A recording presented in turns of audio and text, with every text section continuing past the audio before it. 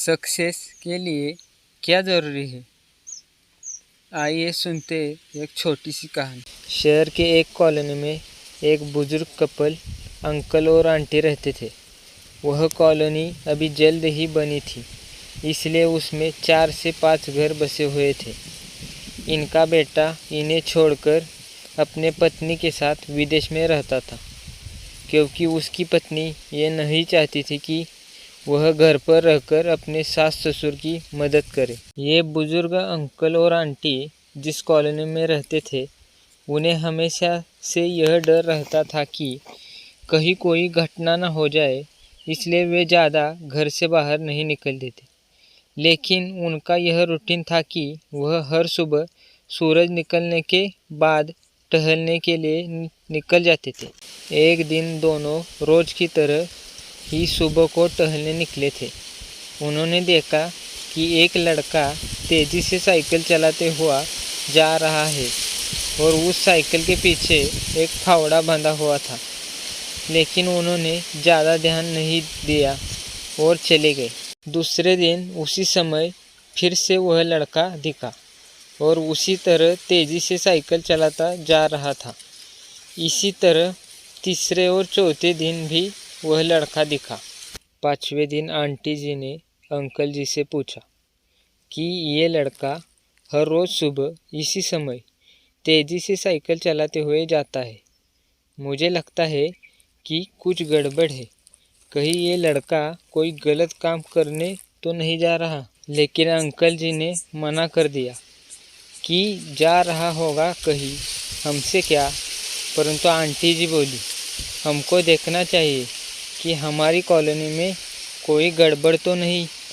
Uncle जी बोले, ठीक है, अगले दिन हम इस लड़के का पीछा करेंगे और देखेंगे कि ये जा कहाँ रहा है।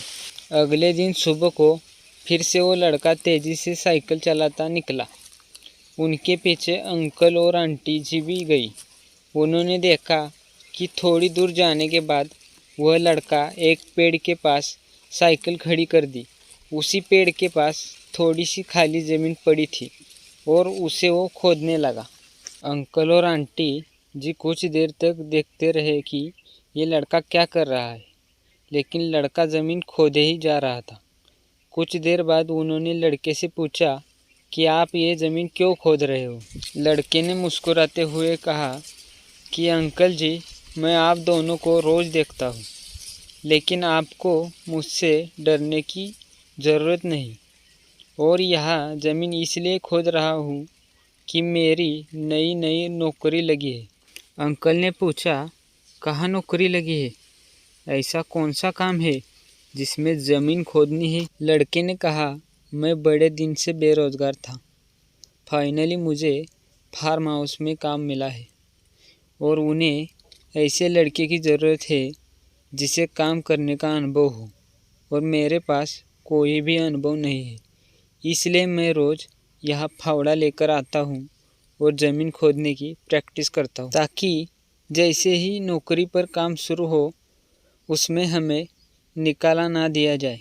इसलिए रोज़ाना मेहनत कर रहा हूँ, कोशिश कर रहा हूँ। उस लड़के की बात सुनने के बाद अंकल और आंटी जी ने लड़के को आशीर्वाद दिया और बोला, बहुत ही बढ़िया बात है, प्रयास ही ज़िंदगी में सब कुछ है। यह छोटी सी कहानी ज़िंदगी में बहुत बड़ी बात सिखाती है।